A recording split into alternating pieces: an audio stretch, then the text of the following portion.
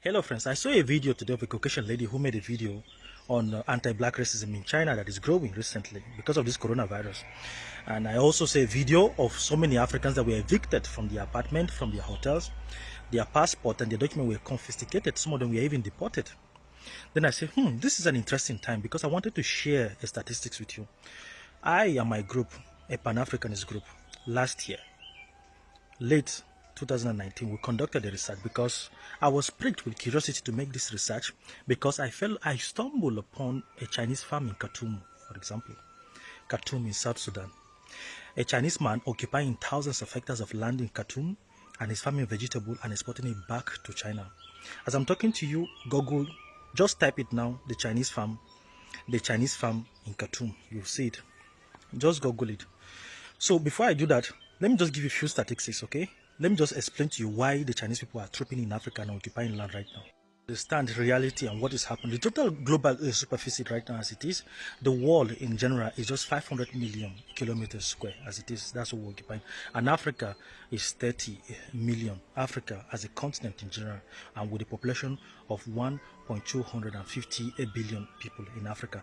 Then the US, for example, is 9 million square kilometers. Canada too is 9 million. China is 9 million. India with almost 353 billion people have at least superficie of 3 million square kilometers.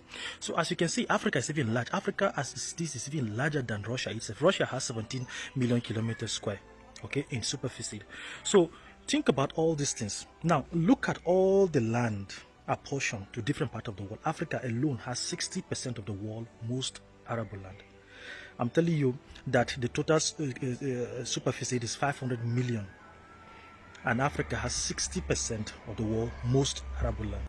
Now, what is the Chinese agenda? The Chinese agenda is that they are going to send millions of their people. As I'm speaking to you right now, they have occupied hundreds of land, thousands of hectares of land in Africa. There are actually there were before this outbreak of coronavirus, 40,000 Chinese in Nigeria working for the Dangote farm. Most of them don't even go back to their country. In South Africa, for example, there are 30,000 permanent resident Chinese that are there, permanently resident there. Go to Namibia, you see them. Go to Tanzania, you see them. Go to Kenya, you see them in hundreds. You see them in mining, illegally killing animals and taking them back to China. So what is the Chinese agenda? The agenda is that their population is growing and they are going to send in more millions of their people in Africa to occupy land, dominate Africa both economically, okay? While our people are busy doing their politics, China is taking over our land. This thing, I'm very concerned about this because no African can even occupy an apartment, buy or sell an apartment. You don't even have permanent residence in China. Talk more of getting land. So why are Chinese people buying land in Africa? Why? We spoke with the entire Pan-African research team, and we're going to publish the list of all the hectares, thousands of hectares of land that Chinese people are occupying all over Africa. As I'm talking to you right now, one of our contacts is sending information about the Chinese poultry farm in Ogun State in Nigeria. Okay, another one again is occupying at least 58,000 hectares of land in Namibia. They are farming there, sending it back to China, sending it back to feed their people. But an African cannot even occupy a single, just ordinary apartment in China. We cannot even occupy. So what is the purpose of doing this video? We want to share this as far as we can to sensitize our people. And we're going to publicize all these things. We're going to publish all the land, hectares of land that they're occupying.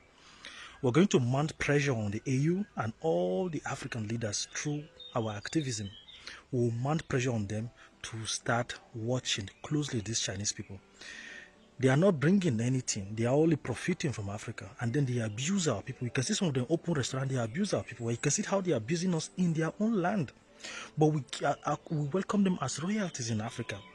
So this thing of, anti-black racism must stop. If we are not welcoming their land, then they should not be welcome in Africa. Everything, respect, we must respect each other. This is the objective of this video. So I'm counting on you to share this video far and wide. We're going to get relevant authority. We are already organizing our members all over. We're going to publicize all the thousands of hectares of land they are occupying in Africa and pressure every single government. They must check them. And right now, I'm calling upon the governor of Ogun State. That Chinese poultry farm, you must check these people. You have to check them. They are now farming poultry. They are even farming sorghums. I saw it. Some of them are even farming watermelon and sending it back to China. Some of them even have fish ponds there. But in our own land, we welcome them as residents, but they hate us in their own land. Why is that?